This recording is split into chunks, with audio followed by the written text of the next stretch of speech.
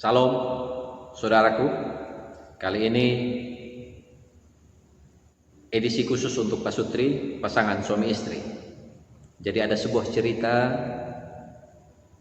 seorang suami mau berpamitan kepada istrinya di hari Minggu sore, lalu berkata, "Mama, BPJS, Mama."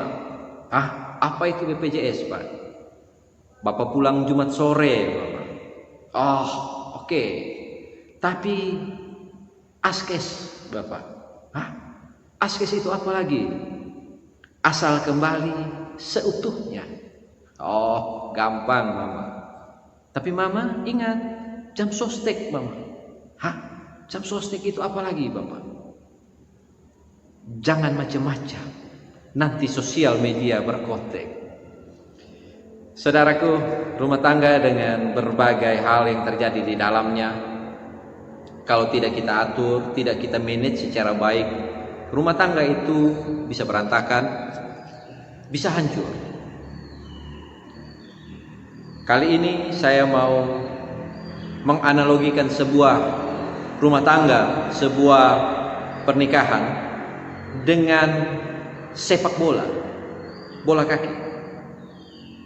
Ada beberapa hal di sepak bola ini yang saya mau coba hubungkan dengan sebuah pernikahan, dengan sebuah rumah tangga. Yang pertama,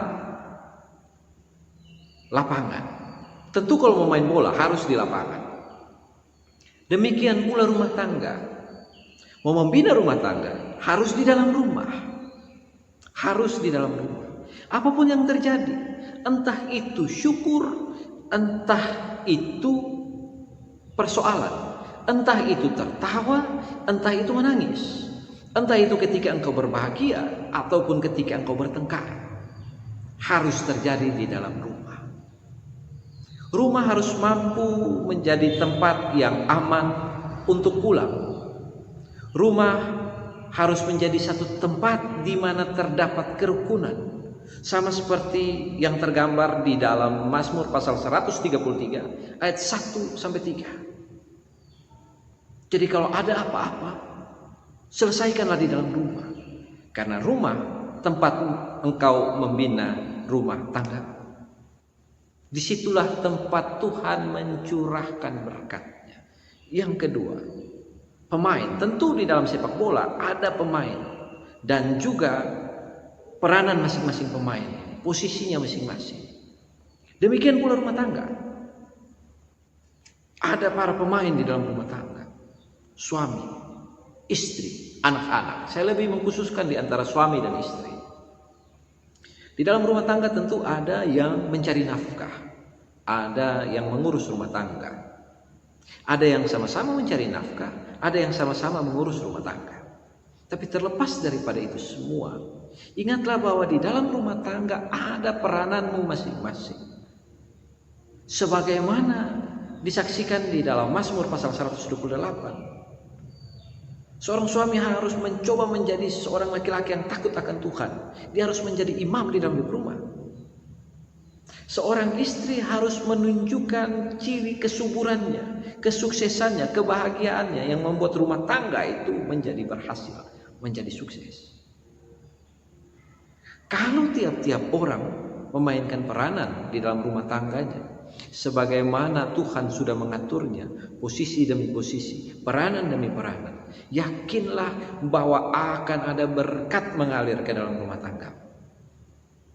Yang ketiga, kalau lapangan, yang kedua pemain, yang ketiga, ingatlah bahwa pemain-pemain ini itu ada dalam satu tim. Sehingga harus ada kerjasama, harus ada teamwork. Supaya teamwork ini berhasil, kerjasama tim ini harus berhasil, harus ada kejujuran, harus ada keterbukaan, harus satu mengenal yang satu. Jangan tipu-tipu. Jangan suami malah mengibuli istrinya, istri malah mengibuli suaminya. Sama seperti sebuah cerita ketika seorang istri mendapatkan uang 1 juta di dalam tas laptop suaminya. Lalu bertanya, "Bapak, ini uang apa 1 juta di dalam tas laptop?" Suaminya langsung berkata, "Itu uang sial, Mama." Hah? Uang sial maksudnya? Iya, sudah sembunyi rapi-rapi tapi mama masih ketemu juga. Ini ciri-ciri suami mau mengibuli istri. Ada terkadang suami mau mengibuli istri atau istri mau mengibuli suami, pasang password di HP. Mulai sembunyi segala macam SMS. Hati-hati, zaman dulu, zaman kehidupan mula-mula, iblis menggoda manusia dengan buah. Zaman sekarang iblis menggoda manusia itu dengan inbox. Sekali lagi, yang ketiga, teamwork. Yang keempat, penonton. Rumah tanggamu diperhatikan, ditonton oleh banyak orang. Jangan jadikan rumah tanggamu sebagai tontonan yang tidak baik. Jangan jadikan rumah tanggamu menjadi tontonan di kantor polisi. Jangan jadikan rumah tanggamu menjadi tontonan di pengadilan. Tapi jadikanlah rumah tanggamu menjadi tontonan yang baik, yang bisa diteladani oleh rumah tangga yang lain. Jadilah terang di lingkunganmu. Yang kelima, wasit. Aturan main. Aturan main sebuah rumah tangga harus ada. Apa aturan main dalam rumah tangga? Buka dan baca ayat-ayat firman Tuhan. Niscaya ketika kita mencari Tuhan dan kerajaannya, segala sesuatu akan ditambahkan kepada kita. Itu firman Tuhan. Aturan main itu ada. Tuhan sudah siapkan di dalam firman-firmannya. Baca dan tekunilah. Maka kita akan tahu apa yang harus kita lakukan di dalam kita membina rumah tangga. Jangan biarkan Alkitabmu berdebu. Pakai dan baca. Dan yang berikut, yang terakhir, pelatih. Pelatih itu paling penting. Kenapa paling penting? Karena yang pertama, dia mengenal permainan bola, dia mengenal strategi, dan dia mengenal pemain-pemain yang dia turunkan di dalam pertandingan bola. Demikian pula rumah tangga.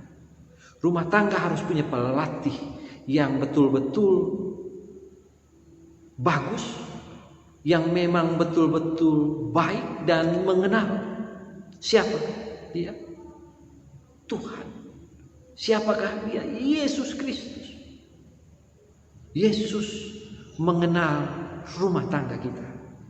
Yesus mengenal keadaan tiap-tiap hari kita. Yesus mengenal siapa kita. Dia akan memampukan kita memanage rumah tangga kita. Kalau kita menyerahkan diri kita untuk dia pakai. Kalau kita menyerahkan diri kita untuk dia atur, maka percayalah, kita akan menjadi orang-orang yang menang di dalam rumah tangga.